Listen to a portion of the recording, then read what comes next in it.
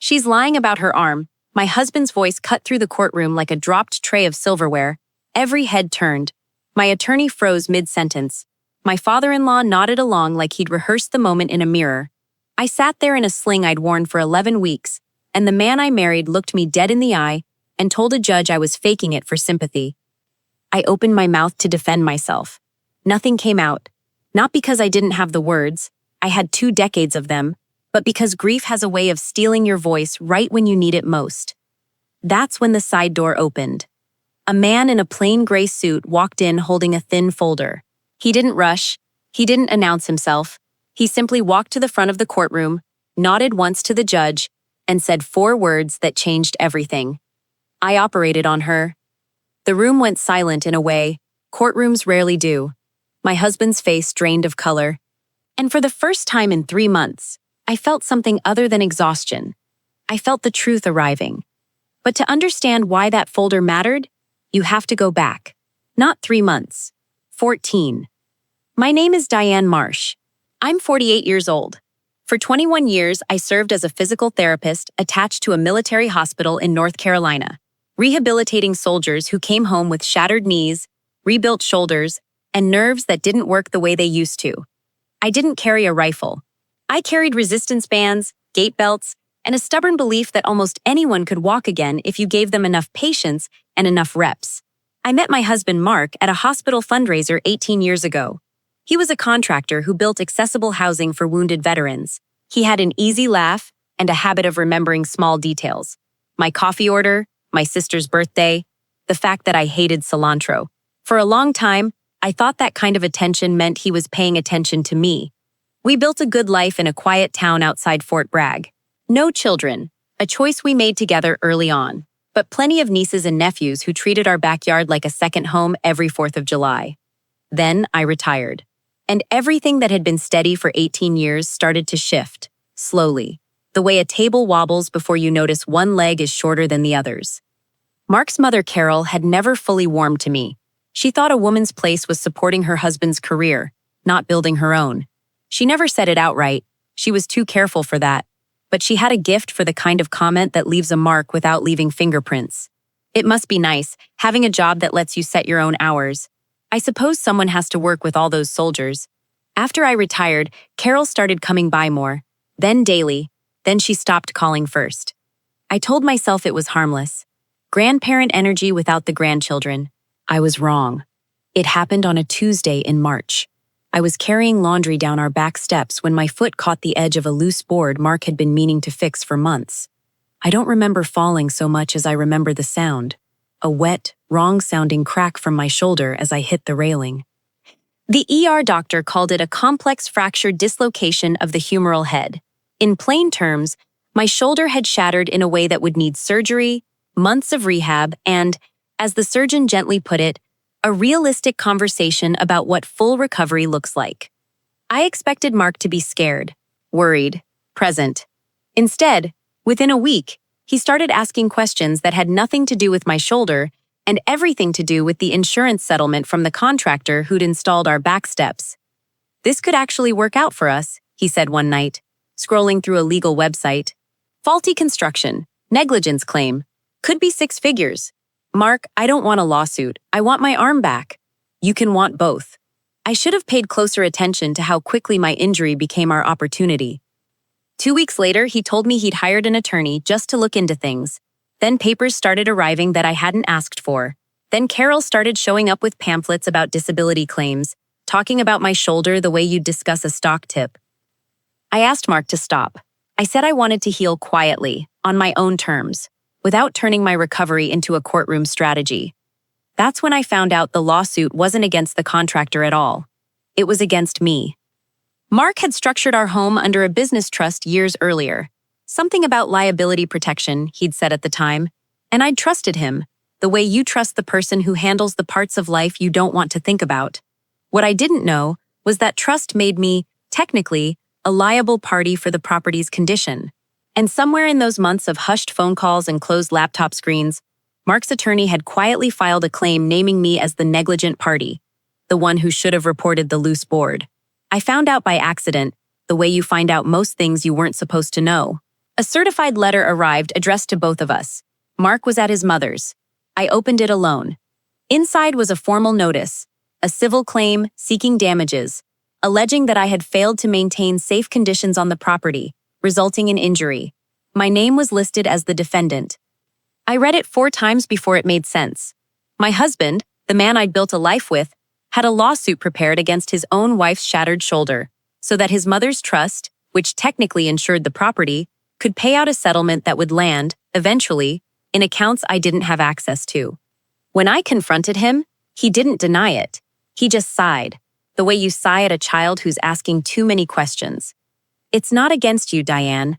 It's against the trust. You just happen to be named because of how the paperwork works. You sued me, Mark. I'm trying to get us money for your surgery. I have insurance for my surgery. He didn't have an answer for that. Instead, 3 days later, he filed for divorce. I remember sitting at our kitchen table with my arm in a sling, staring at the paperwork, thinking, he filed the lawsuit first, and the divorce second. That order told me everything about what mattered to him. I hired an attorney named Renata Okafor, a former JAG officer who'd transitioned into private family law. She had a habit of listening for a long time before she spoke, and when she finally reviewed my file, she took off her glasses the way people do right before delivering bad news. Diane, I need you to understand something. This isn't really about your shoulder. Then what is it about?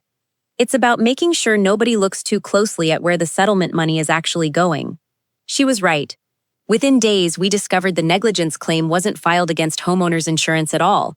It was filed against a small business trust Carol had set up years earlier, one that, according to the paperwork, held almost no liquid assets except a life insurance policy that would only pay out under specific triggering conditions. One of those conditions was a documented, litigated injury on the property. In other words, my shoulder wasn't an accident to Mark and Carol. It was a trigger, and once it happened, the fastest way to convert my pain into cash was to argue, in front of a judge, that the injury was exaggerated for sympathy, while simultaneously suing me for causing it. Contradictory on its face. Devastatingly effective if nobody looked closely. Meanwhile, my shoulder kept getting worse. My surgeon, Dr. Adeze Bello, a former Army trauma surgeon who now ran a civilian orthopedic practice, grew concerned about my range of motion, nerve involvement, she suspected, possible complications from the original break that hadn't fully healed. I mentioned this to Mark once, hoping, foolishly, that concern for my body might override whatever else was happening. You've been saying it's worse for weeks, he said. Maybe it's in your head. Carol, when she heard, was less gentle. Some people get comfortable being taken care of, she told me over coffee I hadn't asked her to make in my own kitchen. I stopped mentioning the pain after that, not because it went away, because I got tired of defending something no one wanted to see. 3 weeks before the hearing, Renata called me into her office. I need to prepare you for something. Carol's attorney submitted a witness statement. Saying what? She slid the transcript across the desk. I read it slowly. According to Carol, I had a documented history of seeking attention through minor complaints. According to Carol, I had once faked a migraine to avoid a family dinner. According to Carol, my shoulder pain conveniently worsened whenever settlement negotiations stalled. None of that is true, I said. I believe you. Then how does she just say it? Renata folded her hands. Because I think she believes it, Diane. Some people convince themselves their version is the truth, so they don't have to face the version that makes them uncomfortable. That idea unsettled me more than an outright lie would have. If Carol genuinely believed I was performing, no medical record on earth would change her mind. My friend Priya, a retired flight nurse who'd known me since our 20s, had her own theory when I told her. She has to believe it, Priya said, because if she admits your pain is real, she has to admit she helped build a case against you while you were in it. It's easier to call someone a liar than to admit you looked away. 10 days before the hearing, Renata called with unexpected news. Do you remember Dr. Bello mentioning she used to work with a trauma team out of Womack Army Medical Center? She's mentioned it, yes. One of the specialists reviewing your nerve scans reached out to a colleague there for a second opinion. That colleague happens to be a surgeon who's testified in dozens of military disability hearings. He reviewed your case, and he believes your injury is not only real, it's more serious than anyone on the other side wants the court to know. He's agreed to testify.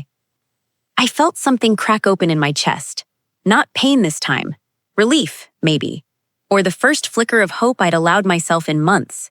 As the hearing approached, Mark grew confident. Friends mentioned he'd been telling people the case would be over in one afternoon, once the judge saw how I'd been milking the injury. Carol apparently told a cousin the same thing, word for word, like they'd rehearsed it over dinner. I said nothing. Renata and I kept building the file. Medical records, trust documents, bank statements, the strange timeline of a lawsuit filed before a divorce, and a divorce filed before the truth could surface. The night before the hearing, I didn't sleep. Not from fear of losing, from the strange grief of realizing that the man I'd trusted with 18 years of my life had, at some point, started seeing my body as a line item. I wore a plain navy blazer, the same one I used to wear to hospital board meetings, back when I still believed competence was armor enough. My sling was fresh. My hands were steady, even though nothing else was. Carol testified first. Soft voice, kind eyes, the kind of grandmother energy that makes juries and judges want to believe her. She described me as emotionally fragile since retirement, someone who found reasons to be unwell whenever things didn't go her way. Renata's cross-examination was calm and surgical. Within minutes, Carol contradicted her own timeline twice. Once about when my migraine supposedly happened, once about when the trust had actually been funded. Small cracks. Enough for a careful listener to notice. Then Mark took the stand. I loved my wife, he said. Past tense. I tried to help her, he said. When asked about the lawsuit, the claim was never really about her. It was about the trust. What about her injury? Renata asked. He hesitated exactly as long as it takes to look reluctant instead of rehearsed. It seems to get worse whenever it's convenient. That was the moment, right there. Not an insult, not a scream, just a quiet, devastating implication, dropped in front of a judge who didn't know me, delivered by the one person who was supposed to know me best. Then it was my turn. I made it through maybe 4 minutes of testimony before the room started to tilt. A pressure built behind my collarbone, radiating up through the nerve damage no one wanted to acknowledge. My hand gripped the edge of the witness stand. My vision blurred at the corners. Carol stood up, pointed. She's lying about her arm. Mark shook his head, exactly the way you shake your head at a performance you've seen too many times. I opened my mouth to answer. Nothing came out. That's when the side door opened, and Dr. Adeze Bello walked in. She hadn't been scheduled to testify until the afternoon. She hadn't been told I'd be in visible distress. She simply walked to the front, nodded once at the judge, and said the 4 words that stopped the entire room. I operated on her. She didn't raise her voice. She didn't need to.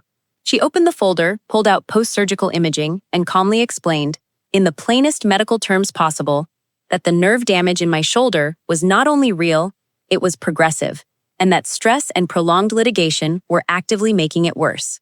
This is not exaggeration, she said, looking directly at the judge. This is a documented worsening injury in a patient who has been consistently undertreated because the people around her kept insisting there was nothing wrong. The judge asked for medical assistance to be brought in as a precaution. I didn't collapse, not that day, but the room had already changed. Because for the first time since the lawsuit began, the truth wasn't coming from me. It was coming from someone with nothing to gain by saying it. The hearing was postponed to allow additional discovery. Standard procedure, Renata told me. But what came next wasn't standard at all. Forensic accountants traced the trust's funding history. The life insurance policy Carol had set up years earlier required a documented injury claim to activate an early payout clause, a clause Mark's attorney had quietly drafted into an amendment 8 months before my fall. 8 months. Before the loose board, before the fall, before any of it. I sat with that number for a long time. 8 months. It didn't prove they'd staged my injury, but it proved they'd built the machinery to profit from one, long before I ever hit the ground. When the case resumed, the judge reviewed the timeline out loud, slowly, the way you read something you don't quite believe even as you're reading it. Mr. Marsh, he finally said, this court does not see an accident. It sees preparation. Mark had no answer. For once, neither did his mother. The divorce was finalized 4 months later. The negligence claim against me was dismissed. The insurance trust became the subject of a separate civil investigation. that, as far as I know, is still ongoing. I moved into a small one-bedroom near the coast, close enough to hear the water at night. My shoulder is still healing, slower than I'd like, faster than the doctors originally feared. I go to physical therapy twice a week now, on the other side of the table for once, learning what it feels like to be the patient instead of the provider. Dr. Bello checks in every few months, mostly out of habit. Old trauma team instincts, she told me once. We don't stop caring just because the chart closes. Priya still calls every Sunday. Carol reached out exactly once, a short message that said she was praying for healing on all sides. The kind of sentence that apologizes for nothing, while sounding like it apologizes for everything. I didn't respond, not out of anger, out of self-respect. Mark emailed twice. The first was full of excuses. The second, months later, was different. Shorter, quieter, and for the first time, honest. I let my mother's fear become my excuse, he wrote. I told myself you were exaggerating, because believing you would have meant admitting I'd already chosen the money over you. I didn't write back right away, but I didn't delete it either. People sometimes ask if I regret trusting Mark for as long as I did. I don't, not really. Trust isn't a mistake just because someone eventually breaks it. What I've learned instead is smaller, and maybe more useful. Pain doesn't need an audience to be real, and the people who love you shouldn't need a lawsuit, a diagnosis, or a stranger in a gray suit to believe you the first time.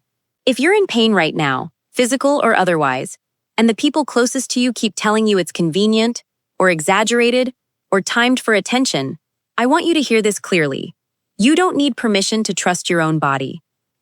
If this story meant something to you, I'd be grateful if you shared it with someone who needs to hear it today. And if you'd like more stories about resilience, recovery, and finding clarity after betrayal, I hope you'll stay a while longer.